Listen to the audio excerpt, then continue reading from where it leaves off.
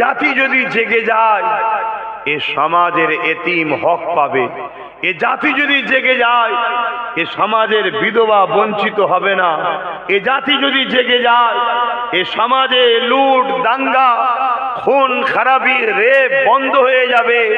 এ জাতি যদি জেগে যায় তাহলে আজকের ফেরাউন, আজকের নমরুদ, আজকের সাদ্দাতদের হুকুমত চলবে না। শুনছেন তো? এদেরকে ঘুমাও, এদেরকে লোভ লালসা নেশার মধ্যে রাখো এবং চেষ্টা করো এদের ঈমানকেও বার করে লিবার।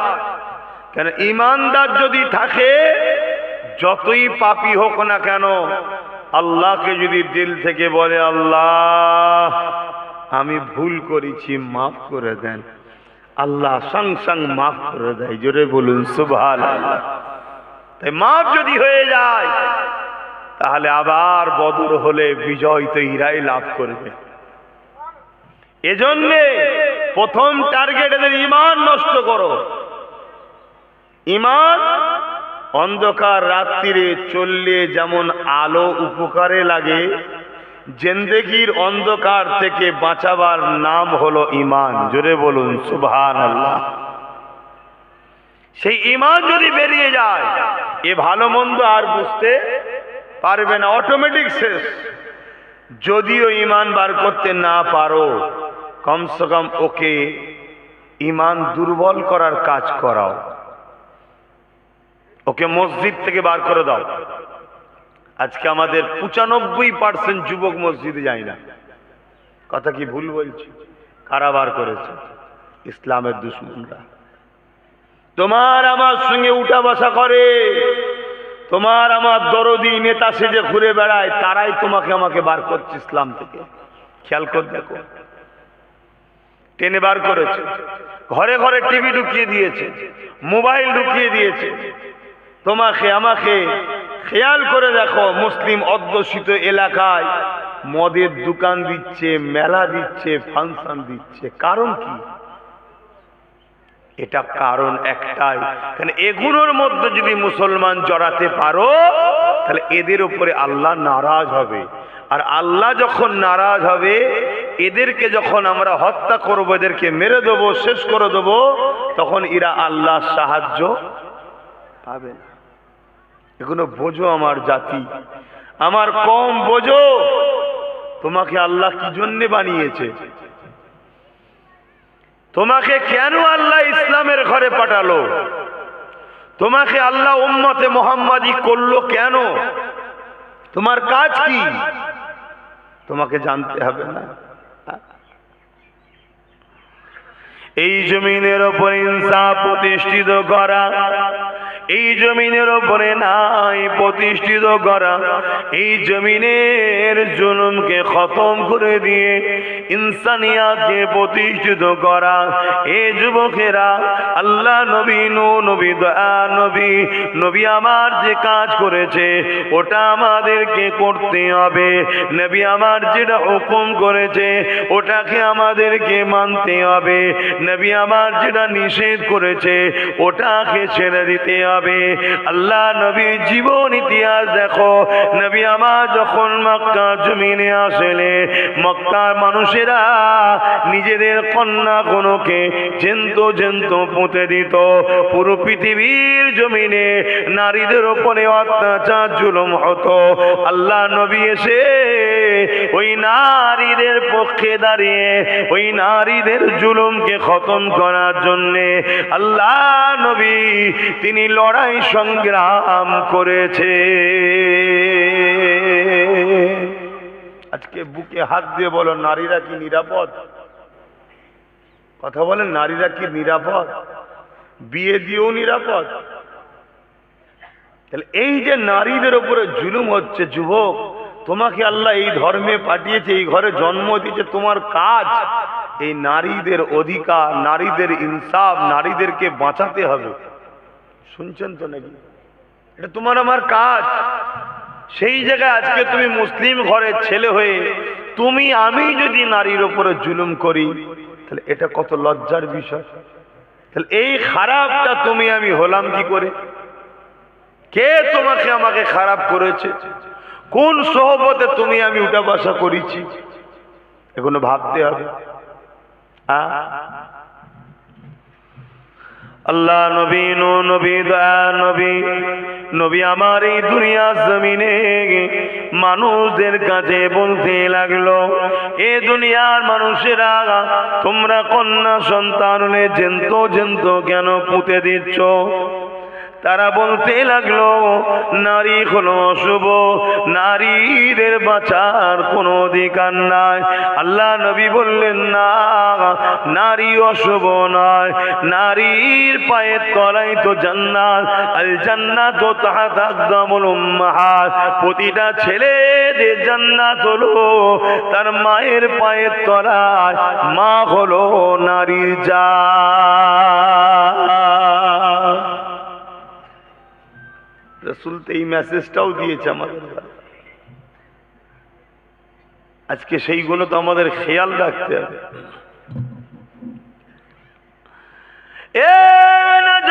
তরুণেরা, আল্লাহ নবী অনেক কষ্ট করেছে এই জমিনের উপরে অন্যায়কে বন্ধ করার জন্যে, এই জমিনে নারীদের হত্যাও তো বন্ধ করার জন্যে।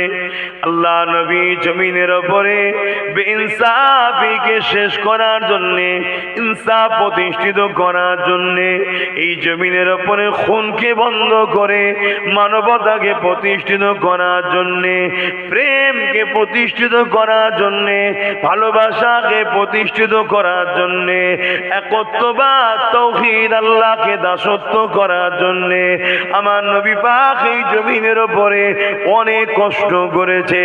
নবীর উম্মত হিসাবে নবী রেখে যাওয়া মিশনকে মজবুত করে ধরে রাখতে হবে, তবেই তো তুমি আমি নবী পাকের প্রকৃত উম্মতি হতে পারলাম। আপনাদের মহল্লায় নয় তো? আল্লাহ নবী জীবনে এমনও দিন গেছে, নবী আমার মক্কা জমিনে যখন দ্বীনের প্রচার করতে লেগেছেন, কাবা শরীফের সামনে একটা উঁচু টিলাতে দাঁড়িয়ে আল্লাহ নবী যখন মক্কার মানুষদেরকে ডাক দিলেন, এ মক্কার মানুষেরা এদিকে আসো, সবাই আগে এসে কাবাকে ঘিরে ফেললেন। আল্লাহ নবী একটা উঁচু টিলাতে দাঁড়িয়ে গেলেন, সেই জায়গায় দাঁড়িয়ে থেকে বলতে লাগলেন, এ মক্কার মানুষেরা, আমি যদি তোমাদেরকে বলি, এক পাহাড়ের দিকে লক্ষ্য করে বললেন, ওই পাহাড়ের পিছনে একদল সৈন্য রয়েছে যারা তোমাদের উপরে হামলা করতে পারে তৈরি হচ্ছে। আমি রাসূলুল্লাহ, আমি মুহাম্মদ যদি বলি তোমরা কি এটাকে মেনে নেবে? তারা বলল আমরা এটা মেনে নেব। আল্লাহ রাসূল তাদেরকে বলতে লাগলে, তোমরা তো এটা দেখোনি, তাহলে মানবে কেন? তোমরা তো দেখোনি পাহাড়ের ওইদিকে সৈন্য আছে না নেই, তা মানবে কেন? তারা বলছে, এ আব্দুল্লাহর বেটা মুহাম্মদ সাল্লাল্লাহু আলাইহি সাল্লাম, 40 বছর ধরে আপনাকে ছোটবেলা থেকে দেখছি, কোনো দিন কখনো আপনি মিথ্যা বলেননি, আপনি আল আমিন, চিরসত্যবাদী। জোরে বলুন সুবহানাল্লাহ। কারা বলছে? আপনাদের মহল আজানটা হয়েছে।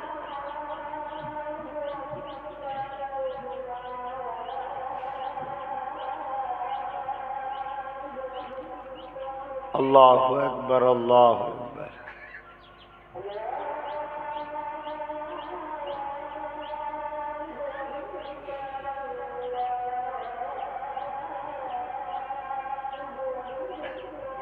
আল্লাহ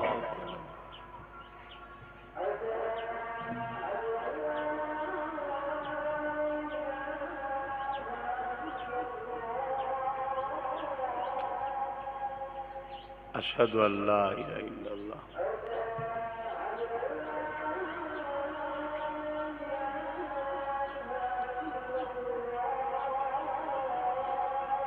আশহাদু আল্লা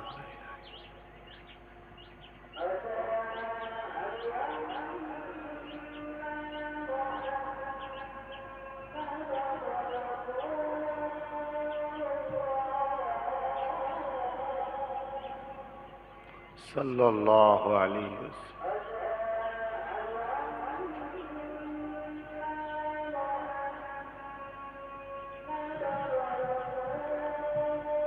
सल्लल्लाहु अलैहि वसल्लम।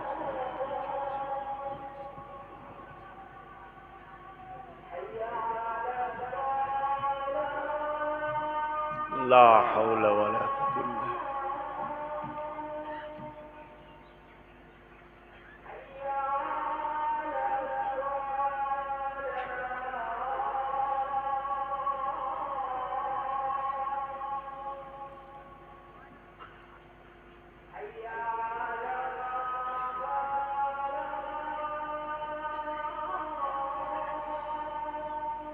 इल्ला बिल्लाह।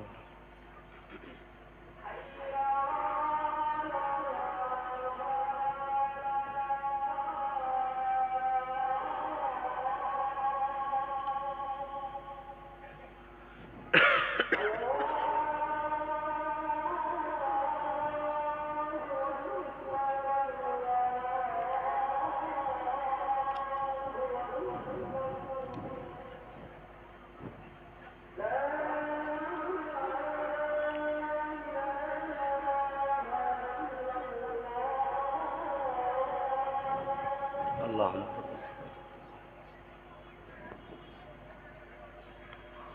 दरूद शरीफ अल्लाहुम्मा सल्ली अला।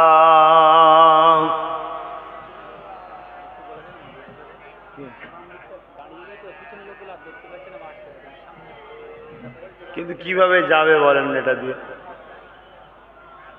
এটাতে যাবে কিভাবে? সব তো বসে গেছে। একটু এটা দিয়ে চলে যান, এদিকে আসেন, এদিকে জায়গা আছে, এদিকে চলে আসেন ভাইরা, এদিক চলে আসে।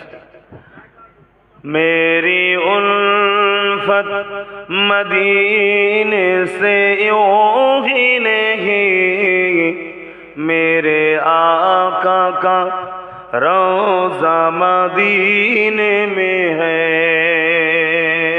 मैं मदीने की जानिब न कैसे खींचूं, मैं मदीने की जानिब न कैसे खींचो, मेरा दीन दुनिया मदीने में है। मेरी उल्फत मदीने से यूं ही नहीं, मेरे आका का रोज़ा मदीने में है। अरसे अजीम से बढ़ के जिसका बड़ी शान है, रोज़ाए मुस्तफ़ा जिसकी पहचान है। रोज़ाए मुस्तफ़ा जिसकी पहचान है, जिसका गम पल्ला कोई मुअल्ला नहीं, जिसका गम पल्ला कोई मुअल्ला नहीं। एक ऐसी मोहल्ला मदीने में है। मेरी उल्फत मदीने से यूं ही नहीं, मेरे आका का रोज़ा मदीने में है। अल्लाहुम्मा सल्ली अला।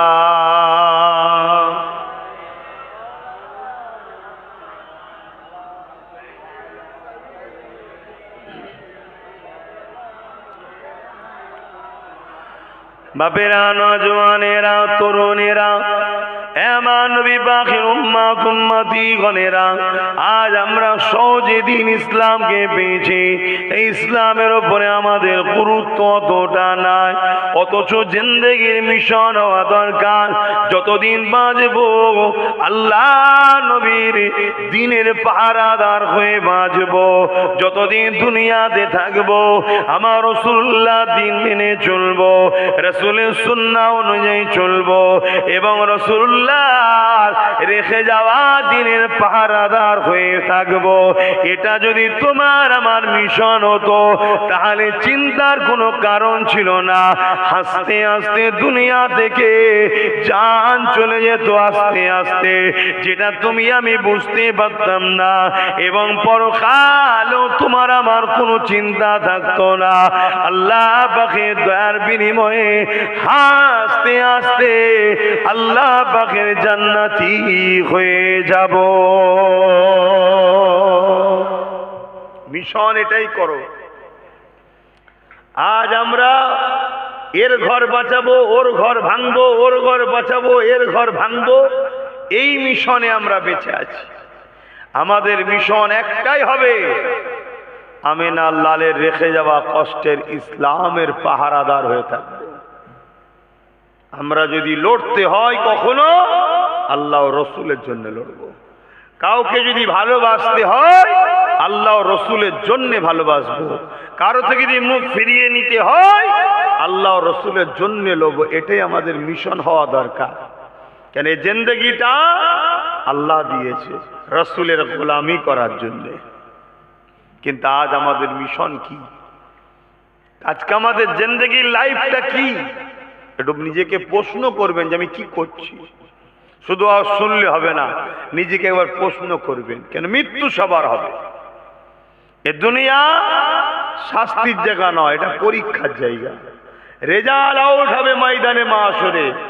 কেউ যদি ডানাতে আমলনামা পায় সে হাসতে হাসতে জান্নাত যাবে। জোরে বলুন সুবহানাল্লাহ। আর কেউ যদি বাহাতে আমলনামা পায় তার লাইফ শেষ, সে কাঁদতে কাঁদতে জাহান্নামে যাবে। দুনিয়াতেও যেদিন রেজাল্ট আউট হয় অনেকে হাসে অনেকে কাঁদে, ফেল যারা হয় কাঁদে, কিন্তু সুযোগ আছে পরের বছর দিবার, কিন্তু ওখানে কোনো সুযোগ দ্বিতীয়বার আর নাই।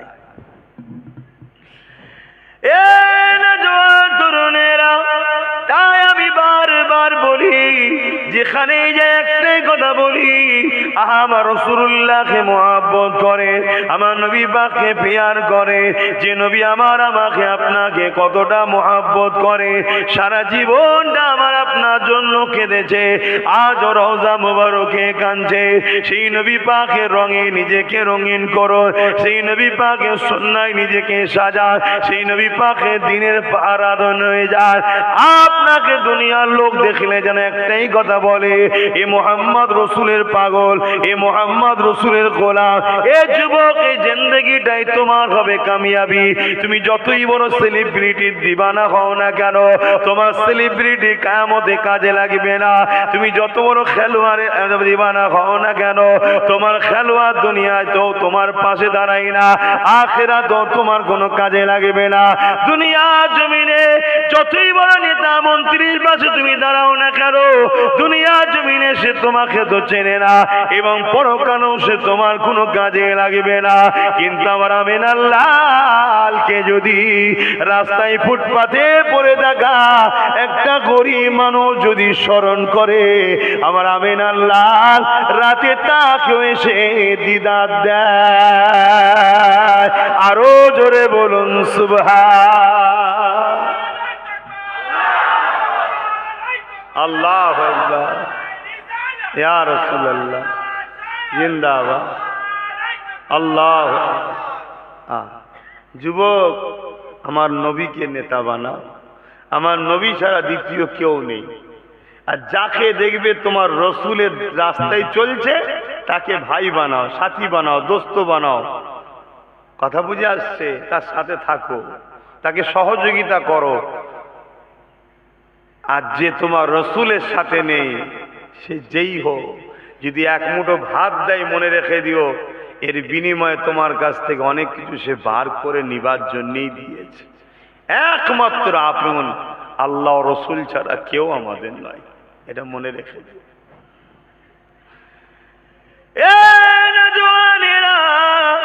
আমার আম্মা জানেরা, আমার ডিউটি আপনাকে বুঝাবার, কেন যে রসুল আপনাকে ভালোবাসে সেই রসুলকে আমিও ভালোবাসি। আমি চাই আপনাকে বুঝাতে, যদি আপনারা বুঝে বুঝে বুঝে শুনে শুনে শুনে একদিন যদি আমার নবীর গোলামটা হয়ে যান, আপনি কামিয়াবি হয়ে যাবেন। আর আপনাকে বারবার বুঝাবার জন্যে আমার নবী আমার উপরে রাজি হয়ে যাবে যে রাসূলুল্লাহ রওজা মোবারকে তোমার আমার জন্য কাঁদতেছে। বলো তো দেখি, তোমার দুনিয়া জমিনে কোন সেলিব্রিটি তোমার জন্য কাঁদে? কোন নেতা তোমার জন্য কাঁদে? কোন লিডার তোমার জন্য ভাবে? কেউ আছে খেলোয়াড় তোমার জন্য কাঁদে? না না, কেউ তোমার জন্য ভাবার নাই। আজ প্যালেস্টাইন নীরবে শেষ হয়ে গেল, দুনিয়ার কারো দেখার সময় নাই।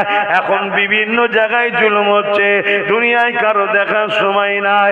এ যুবকেরা, তরুণেরা, তুমি যদি কারো জন্য লড়াই করো, কারো জন্য মারপিট করো, কাউকে যদি জায়গা দখল করে দাও, ততক্ষণ তোমাকে সে স্মরণ রাখবে যতক্ষণ তুমি তার ফায়দার কাজে লাগবে। কিন্তু আমার রাসূলুল্লাহ তোমার কাছ থেকে কোনোদিন কিছু চাইনি। নবী আমাকে তোমাকে দুনিয়া আখিরাতে সমস্ত কামিয়াবি নবী তো দিয়েছে। বলো, বাস্তবের সঙ্গে মিলিয়ে দেখো। যতক্ষণ তুমি দিতে পারবে ততক্ষণ তোমাকে ওই পাচ্ছে বলেই মৌখিক একটা না বললে নয়, তাই ভালো আছিস রে, ও ঠিক আছে, ভালো থাকিস। আর আমার রাসূল সারা জীবন তোমার আমার জন্য কেঁদেছে, সারা জীবন তোমাকে আমাকে কল্যাণের রাস্তা, মানবতার রাস্তা, ইনসাফের রাস্তা, ন্যায়ের রাস্তা, শান্তির রাস্তা, বিজয়, কামিয়াবি, তারাক্কি সব নবী দেখিয়েছে। আজও রওজা মুবারকে তোমার আমার জন্য কাঁদছে, মানো তো নাকি? আবার একদল বেরিয়েছে যারা রসুল মরা বলে, নাউজুবিল্লাহ বলে। এটা একটা ইসলাম বিদ্বেষীদের পরিকল্পনা, যে আগে রসুলকে মরা প্রমাণ করে দাও, তাহলে এই যে কাঁদছে ওই দরদের কথাটা বাস্তব কাজে লাগবে না। শুনছেন তো নাকি? আমার নবীর আহলিয়াদের বিবাহ করা হালাল না হারাম? জোরে বলুন, কেন হারাম? অনেক কটা কারণ আছে। একটা তো কোরআন বলছে উম্মাহাতুল মুমিনিন, মুমিনদের মা। কিন্তু এটা কোন মা? এটা কোন মা?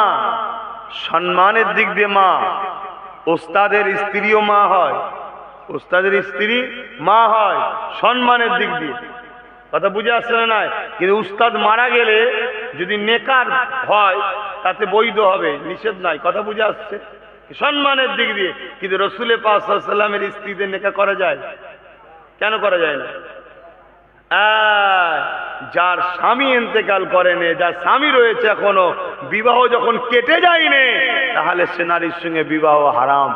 আমার রাসূলুল্লাহর আহলিয়াদের সঙ্গে আমার নবীর নেকা এখনো কাটেনি, কেন নবী হায়াতে আছে। জোরে বলুন সুবহানাল্লাহ, আরো জোরে বলুন সুবহানাল্লাহ। সেই নবী আজও তোমার আমার জন্য কাঁদছে। যুবক,